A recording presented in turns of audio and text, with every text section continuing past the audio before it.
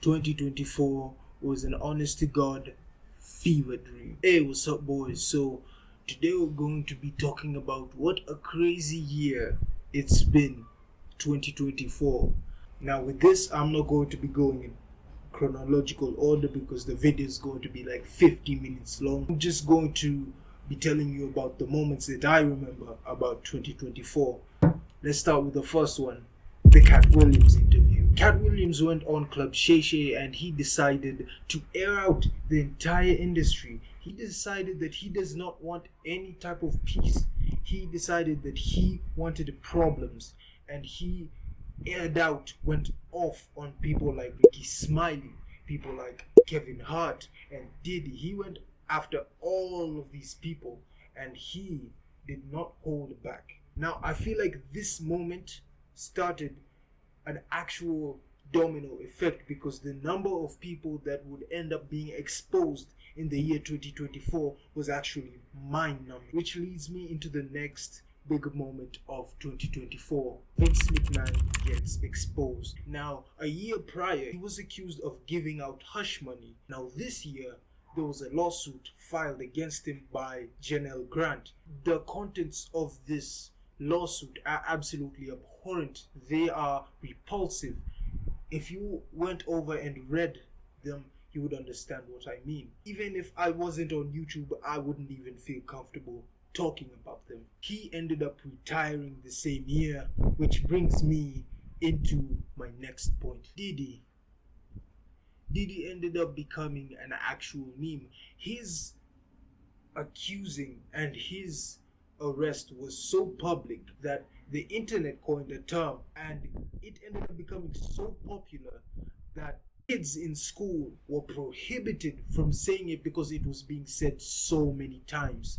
Diddy's two mansions in LA and in Miami got raided. Raiding of these mansions ended up revealing some very strange things, like 1,000 bottles of baby oil. 1,000 bottles of baby oil was insane. It was absolutely insane. What ended up happening after was he ended up getting arrested and more lawsuits came out against him. After this, there was a lot of people who were exposed specifically on YouTube for the lack of a better term, liking them young.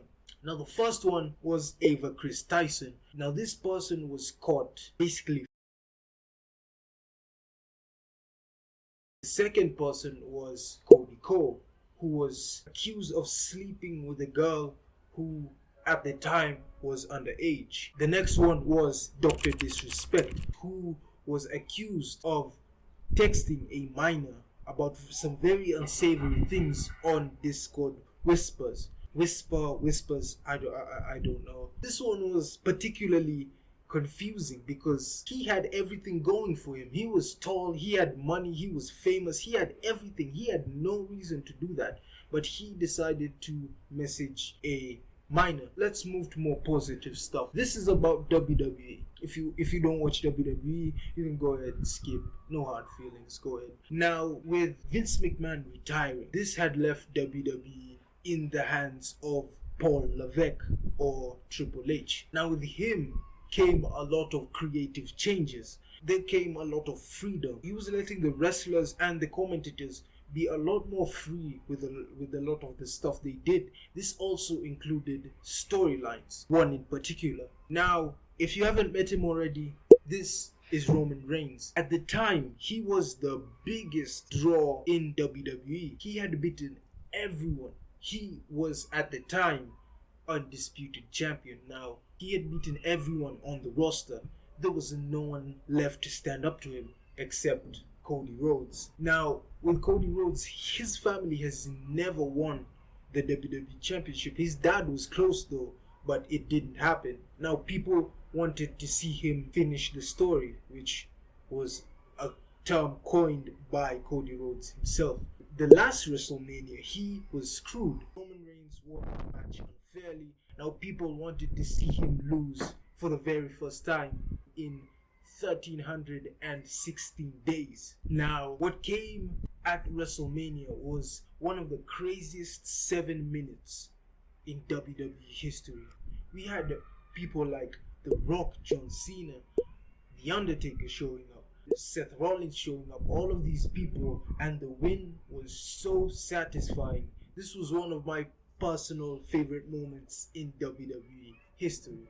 Let's go into the next one. Now with this had been brewing since America Had a Problem by Beyonce came out. Now, rumor has it that Drake was supposed to write a song for Beyonce. Drake refused to give out the song. He wrote it in full, but he did not give it out. Now, Beyonce saw that and he was like, oh, really? Okay. And then he featured one of his ops, his enemies.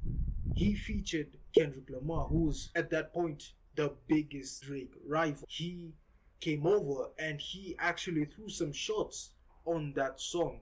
Truthfully, I be lying in my rap song, cause I always felt a mission I slap homie. What ended up happening after was first person shooter coming out. Now Kendrick Lamar saw this and he was like, oh, okay, you guys think you're the big three. I don't care about you or you. I'm the biggest. That's basically what he said on the track like that. After this, Cole was the first person to shoot the first shot, no pun intended. But he ended up bowing out after. The second person was Drake. Sent shots at Kendrick Lamar and it ended up sparking one of the biggest beefs of the entire year. This was crazy. It felt like a fever dream because they were sending songs at each other days apart, sometimes even minutes apart, which was something we hadn't seen in a very long time. This rivalry ended up coming to a head with a song released called Not Like Us. This song was accusing Drake of being a PDF file, basically, and it didn't go well. People went crazy for this song, right? People loved this song. After that, Drake ended up filing lawsuits. It was a whole thing, right?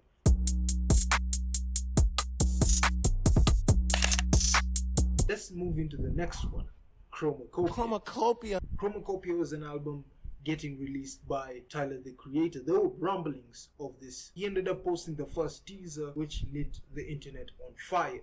He ended up teasing the next one and the next one and the next one until the album dropped, and it was the hottest thing out until GNX. GNX was a crazy moment because there were rumblings about a Kendrick album, but soon basically meant February or after February, after the Super Bowl. On a random fucking Friday, he dropped what seemed to be a teaser for an album. All good, right? He's teasing an album.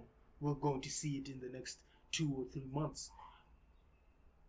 He ended up releasing it minutes later, which lit the internet on fire because no one was expecting it. No one saw it coming. No one reported on it. No one was saying, oh, this is going to be a Kendrick album this day. No one knew when it was going to happen. It just happened. This album ended up selling 319,000 first week. Snoop Dogg and Dr. Dre ended up releasing an album too. It was called Missionary. Those were some of the most memorable moments in 2024 for me, right? Tell me what you think in the comments. If I missed any, we could do a part 2. Tell me about it in the comments. Other than that, I'll see you guys later. Peace.